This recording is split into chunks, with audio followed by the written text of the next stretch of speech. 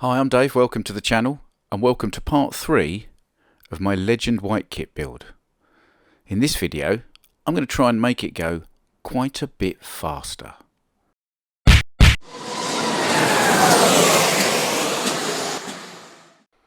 So as you'll recall, in part 1 of this series I built the standard chassis straight out of the box as it was supposed to be, and in part 2 I painted up and built the body, which I'm still very proud of for a first attempt. So I ran it round the track and it ran a mid 7-second lap, which is to be expected. The tyres weren't trued, it's just a standard Legend, fairly top heavy. They're a lot of fun, but they're not super quick. But I did wonder, so in order to make a slot car quicker, I figure the first thing we need to do here would be to lower the centre of gravity. As you can see by the fact that Mr. Thumbs Up Man could probably limbo under this car, there is a lot of gap between the car and the track. If we got that lower, I'm sure the car would handle better. Now, I did show you a box of goodies at the end of the last video, so we'll have a bit of an impromptu what's in the box and show you what those goodies are. Starting with 4 or 2 pairs of 2 staff slots red alloy wheels, the drilled teledial type. I like teledial wheels, so that was the style I chose. Could have been any style.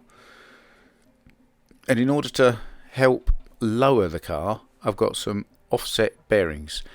Now you'll see the hole in the middle of the bearing isn't in the middle of the bearing, it's off to one side, so you can fit them into the car and you can sort of rotate them and adjust the ride height of the car, much like having coilovers but on a normal car, but the bearings. So that will help bring it down a bit lower, along with the slightly smaller profile wheels. And because I've got other nice bits, I thought I'd better get some precision axles. The slotting plus ones are recommended by a lot of people. I've got 2 sets because I've got another car I think has got a bent axle. And some metal gears, slotting plus spur gear in metal, it's a very nice piece of kit, and some slotted pinion gears. And some tyres. Now I didn't know what tyres to get, but I was getting the wheels from Pendle, so I emailed Pendle and asked them, and those PCS tyres were the ones he suggested, so we'll give those a go. Alright, let's just discard the body because we don't want to hurt that. And so that's the standard chassis as it was. We need to start working on some things, so let's start with the front axle.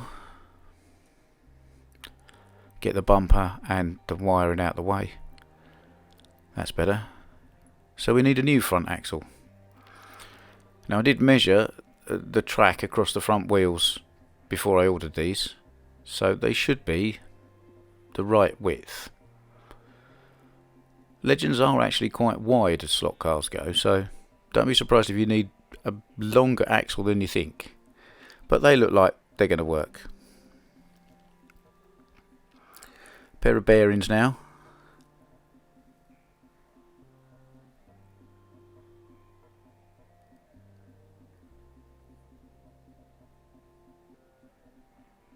And you can see they are eccentric on the axle. And a couple of wheels and some of those horrible little grub screws. You know I hate little grub screws if you've watched this channel. Oh, be the death of me, those things. Anyway, lovely shiny wheels. So there's probably lots of clever ways of putting these bearings in, but the easiest thing to do I think is put them on the axle and just press the axle down. That should get them to slot in fairly well. Now at the moment I'm not quite worried about which way round they're facing. I'm just trying to get it to a point where I can put the wheels on, just to check that the axles are long enough and start to get a sneaky peek of what it's going to look like. Because I'd like to say I'm making this faster, but I want to make it look cool as well.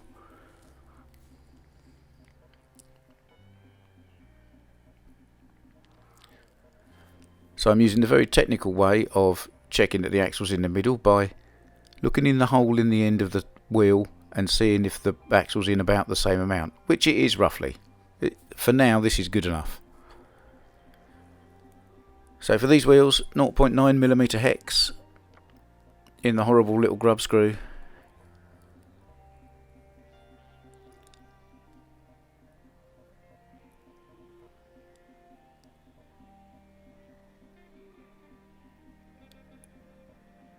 I'll just screw those on like that, just for now, roughly. Now, it's not going to spin very well because I haven't lined the bushings up, so the axle's not running true, but, you know, couldn't help it, wanted to have a look.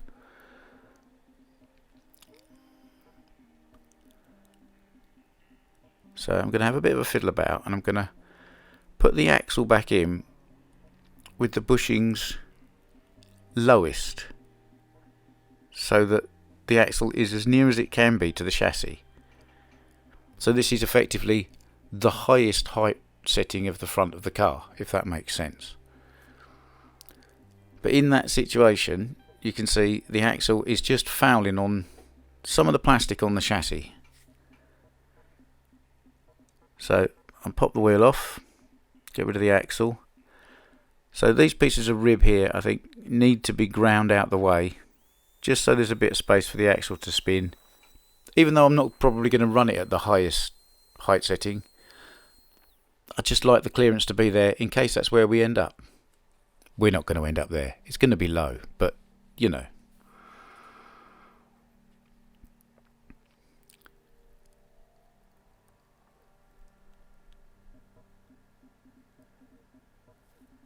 And now there's plenty of freedom there. There's no interference on the axle. What I'm going to do first is set these bearings up so they are exactly at the highest that the car can be off the track, and show it to you. Now, in these bearing carriers, they're not the best fit. They're a bit loose and they do tend to move about a bit, so I'm going to set them to the right place and then use a bit of blue tack just to stick them in place temporarily, really for the purposes of showing you guys. So there we are. That's the whole bottommost in the bearing, making the axle nearer the chassis, which means the wheels stick down further, which means the chassis is higher off the road. That's correct. I know it sounds the wrong way round, but it is the right way round. Hold the bearings in place, put the wheels back on, and then of course I need to stick some tyres on. Because again, partly it's to check things, but partly it's to see how cool it is. And there we are.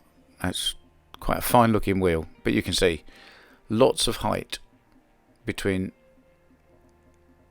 the floor setup plate and the chassis, and between the top of the wheel and the wheel arch.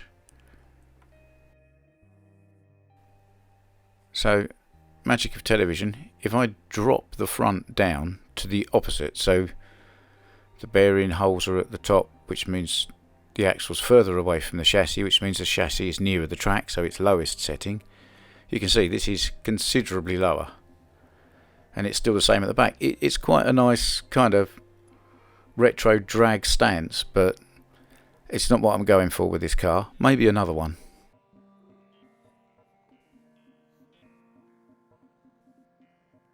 So I've put the back axles on with the bearings again, put them down to their lowest setting.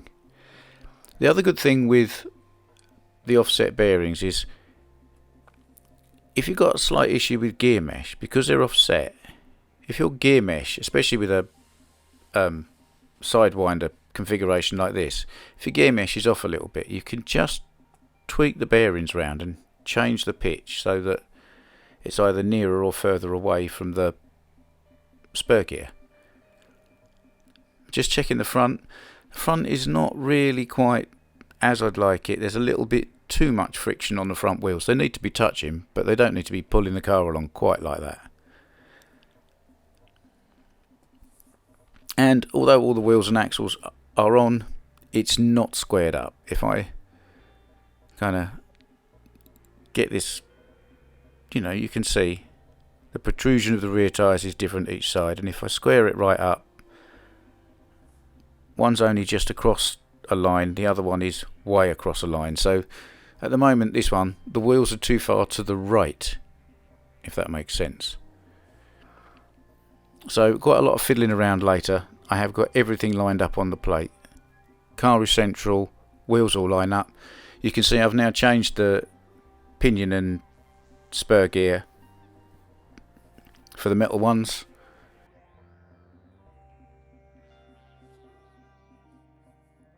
And it's low, much lower than it was.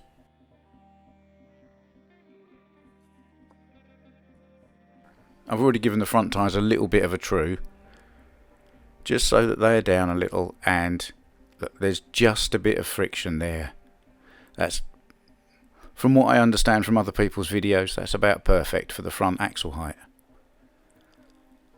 So I will glue those bearings in just like that and pop the body back on it. Now that is a lot lower and it looks really cool.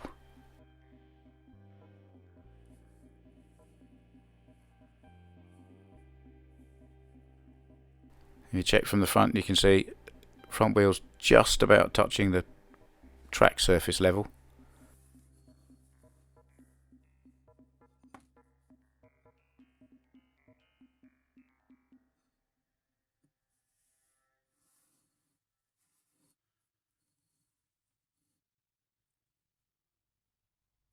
So I am pretty happy with that.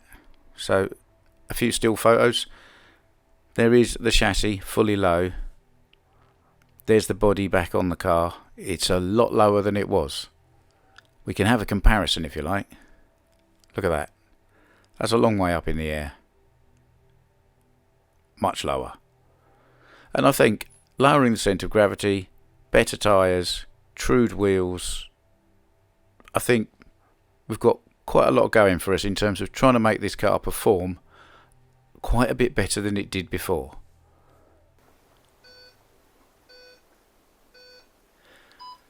So put it on the track and see if it really worked.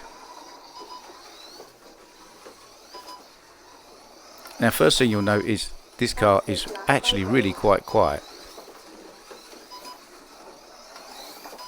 I mean, there's quite a bit of track noise from my elevated section because there's no felt under the track, but beyond that,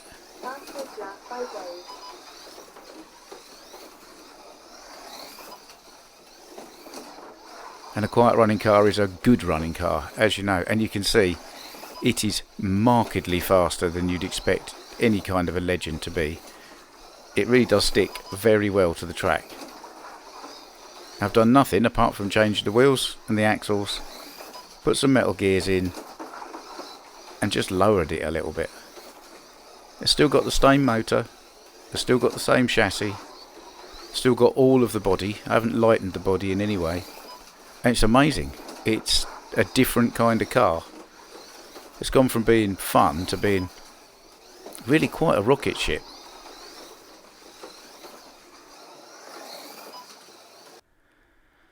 So here we were before. 7.3 seconds was the time we managed with the standard wheels and untrued tyres.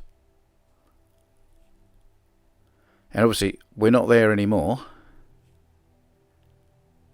So if we go up here, around about 6.5 seconds, that's a Legend with true tyres and just a little bit of a light tune just to get it running nicer. And then faster than that, faster than these slot-its and these sideways cars, faster than these sideways cars, faster than an SRC Capri and the Revo Slot Opel Kadett at 5.700 seconds. The 8th fastest car on my track out of all of my cars is the Legend now. And it's in good company. Everything else up here is either an NSR Abarth, that tweaked Mosler that I made, or Revo slots, and it is 0.4 of a second away from the out and out lap record. It's incredible. Yes, it was a bit of a silly thing to do. I spent more on the modifications and upgrades than I did on the car originally, but what an exercise. I set out at the start of this, I'd never built a chassis, so I thought I'd try and build one. I'd never painted a body before, so I thought I'd try and paint one. And yeah, I kind of swung for the fence, but that's me. You could have just painted it a colour with a rattle can and it would still look nice, you know? And I thought I'd try and make it quicker. And I bought a whole load of bits, not really knowing what I was doing, other than the fact that I watched an awful lot of other people's videos.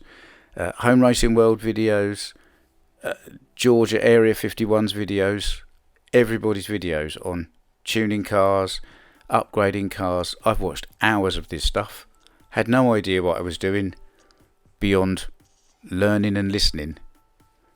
And I'd like to thank everybody else who makes YouTube videos, because you made this. All I did was followed all of your instructions, and it's epic. And I'm going to beat Track Fans TV Pete with it. So now you're thinking, well, how's he going to beat Track Fans TV Pete with it when he's just told the whole of YouTube all his secrets as to how he's got it to go quick? Well, not all my secrets. It was low, but I'll show you some pictures. It's a lot lower now, but I'm not going to tell you how I did it.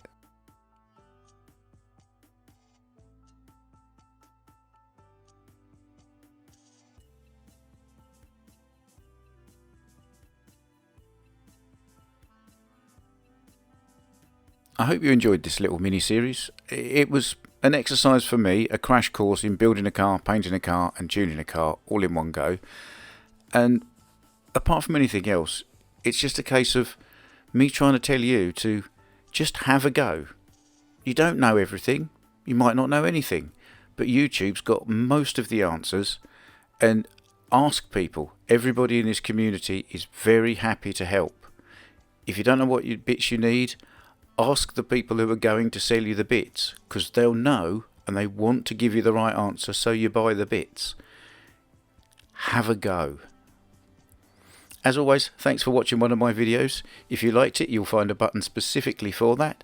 If you subscribe to the channel, that really does help, and hit the bell and you'll get notifications the next time I post a video. And check out all of these slot car channels, because all of these people helped make this car.